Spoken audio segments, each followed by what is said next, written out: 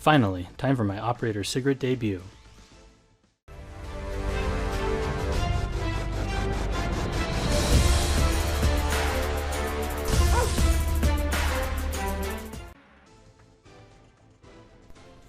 Hey everyone, it's Mace1370. Today we're going to showcase Operator Sigret. Before we get into that though, please make sure to like, subscribe, and hit that notification bell.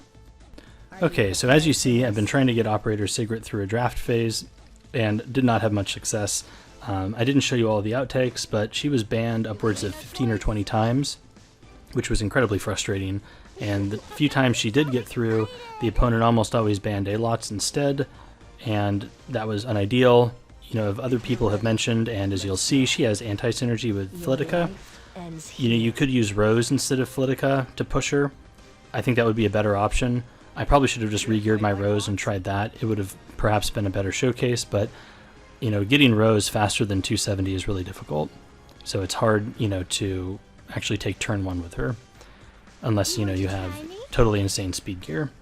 So as you can see, my essential plan is to pre-ban Cerise and then do the Flitica A-Lots draft. And the intent here with the pre-ban of Cerise is to bait the opponent into taking Fallen CC. She's usually a very strong pick against the Flitica A-Lots draft.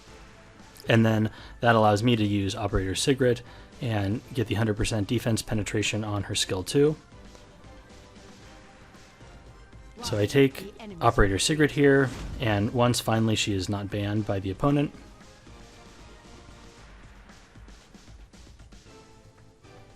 I think the opponent is considering banning her, given the amount of time he's taking, you know, thinking about this decision. I banned the Sid just so I can make sure I get turn 1. I don't really have a choice here. I would have preferred to be able to ban the Kayron, but I didn't want to risk not being able to have my Sigret take a turn after queuing for so long. I think ideally, if I knew I was faster than the Sid, I would ban the Kayron and then just go from there. So the problem, you know, with Flitica is that if Fallen CC is the only barrier source, then she is going to potentially strip all of the barriers. You can see that Kayron, Crow, and CC have immunity, so there's a chance that they left the barrier and that Flitica would strip the immunity instead. Unfortunately for this example, she strips all 3 barriers, which is lame. I was really hoping she would leave one behind, you know, on ideally like FCC, for example, or Crow, so that I could one-shot them. So I tap CDOM, or I mean I tap FCC here just to weaken her up a little bit. One of the nice things about Operator Sigret is that you don't need souls to, you know, use her skill 2 into skill 3 combo. But since there's no barriers here, I don't think that I'm going to be able to kill with skill 2, so I want to hold it. I guess I should have just like left FCC instead of going for her, because then she could have gotten a barrier and I would have been able to skill 2 on the wraparound, assuming that Operator Sigret would live. I just wasn't sure she would be able to or not. But I could have, you know, hit, I guess, Crow with the CDOM initially and then taken him out here instead of Fallen Cecilia. Not bad. I decided to go ahead and stun the Kayron. So this will waste his immortality. I said look at me. So Fallen CC is down. Crow gets a turn, but everyone on my team has skill null, so he can't horse me. Shall we begin? So he decides to push back Flitica. Switching to support mode. I'm not even sure if I have the damage to kill the Crow. I probably did, given that that did 7k. It would have been close. Requesting This should be fun. So we finished off Crow here. So excited. And now it's just a matter of getting rid of the Ravi, which, since the majority of my team has skill nullifier, it should be, you know, pretty easy to do. She could potentially res someone, but I think my Spec Tenny should be able to finish everything off, especially now I have souls. And I am able to land the Mist debuff on the Ravi, which is helpful. It'll be the last thing you feel. I will show you the power of Nixie. I will show you the power of Nixie. CDOM is able to push up here again, and I have the souls to burn and finish her off. I think I held them for S-Tenny. because I knew that S10 would definitely kill her. It doesn't really matter, this game is pretty much You over. are fit to kiss my feet. You want to try It's a me? thick A Ravi. Okay, so that was game 1. Not the best showcase. Will provide even better support in the next battle.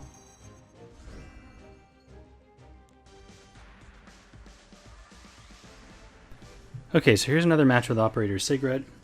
This time my team is pretty similar except for Bryceria instead of Spectenny. I think that Spectenny probably just would have been a better pick here. If I remember correctly, I have ran into this guy like multiple times on the day of my recording, and he banned Operator Sigret every single time. So originally my intent was, oh, I'll just won't take her, you know, because he's just going to ban her.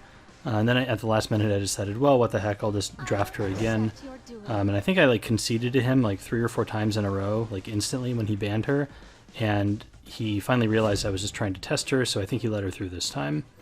Ideally here I would rather just have Spectenny. He goes ahead and takes an SSB, which would do a lot of damage to my team since I have so much AoE, so I ban her.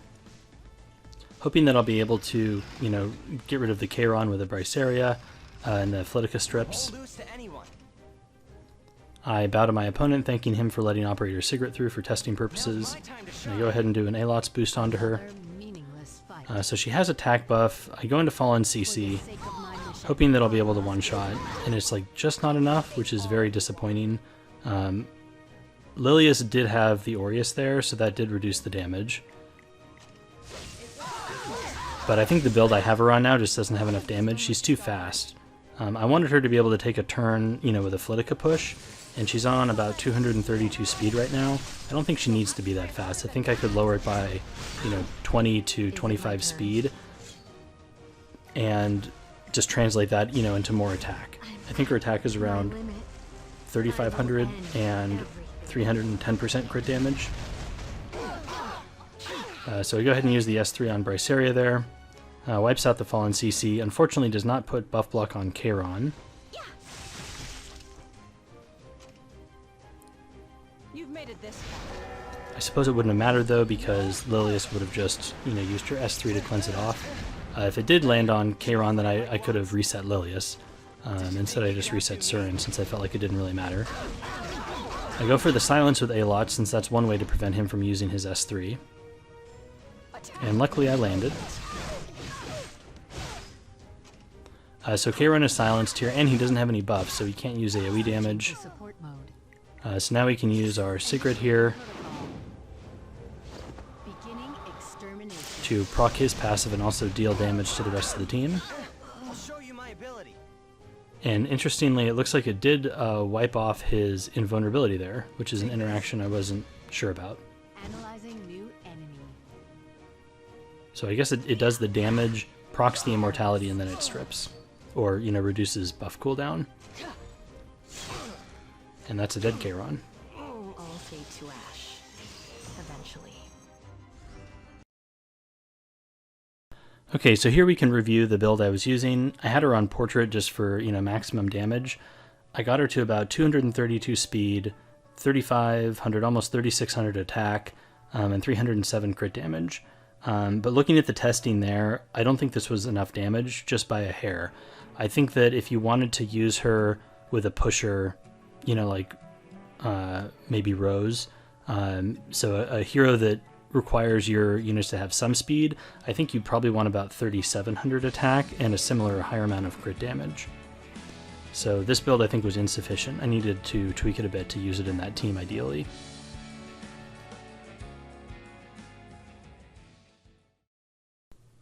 Okay, here's another build that I tested. I put her on kind of leftover Destro gear to make her, you know, as slow as possible and have a ton of damage. So you can see that she's essentially crit damage capped. She will have max crit chance and max crit damage once that weapon is I-90'd. I probably won't I-90 the chest, it doesn't seem worth it. But you can see she almost has 4k attack, almost max crit damage, and she's on Portrait. You probably wouldn't even need to put her on Portrait for this build, honestly. You could put her on like that new Guild War artifact that increases hit chance and damage, you know, so that you don't have to worry about Moonlight Dreamblade. This build should one-shot just about anything. And my plan with this was to use her with A-Lots in arena teams to be able to take out those super tanky Fallen CC ML Crow comps. So let's take a look at that.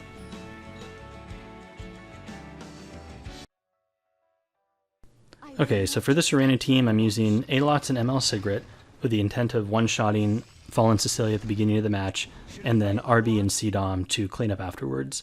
I think you could use a variety of heroes in place of RB. An example would be like Green Vildred. I think he'd be a good cleanup, some sort of AoE damage. So I've A-Lots boosted ML Sigret, and you can see there she easily one-shots Fallen Cecilia. Not even close. She is way over the necessary damage.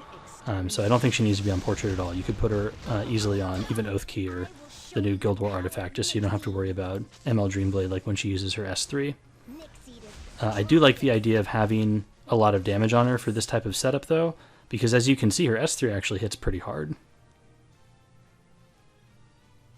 I'm trying to decide who I want to one-shot here. I think I just go with Tywin since he has the most health, and I'm not going to be able to one-shot T-Surin. The RB should be able to clean up the Cerise afterwards just fine. Another option for this comp could be ML Lulu in place of RB in case you want to be able to soul burn into ML Lulu's skill 1 just to take out a T-Surin and prevent something like this from happening. But either way, you know, I'm able to finish it off here. I said look at me. I will provide even better support in the next battle. This is only a temporary alliance. Okay, so here's a couple more examples of this arena team. I think the nice thing about this arena team is that it's flexible. The spot of RB could really be filled in by a lot of different heroes that could take care of problematic units, like T-Surin, for example, as I mentioned in the last match. Another nice thing about it is this can quickly take care of compositions that have FCC and ML Crow, and those are oftentimes a little too tanky to confidently cleave with J-Kisei. You know, especially as you get up into higher champion.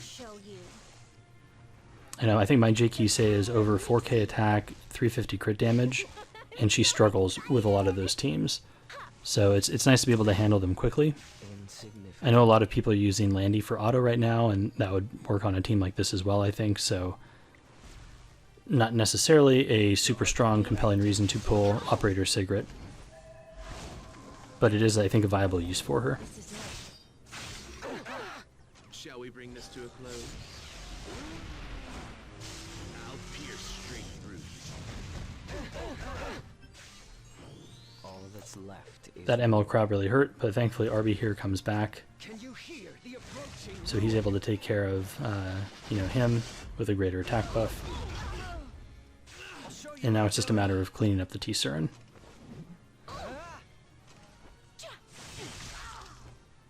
Should I fight like lots?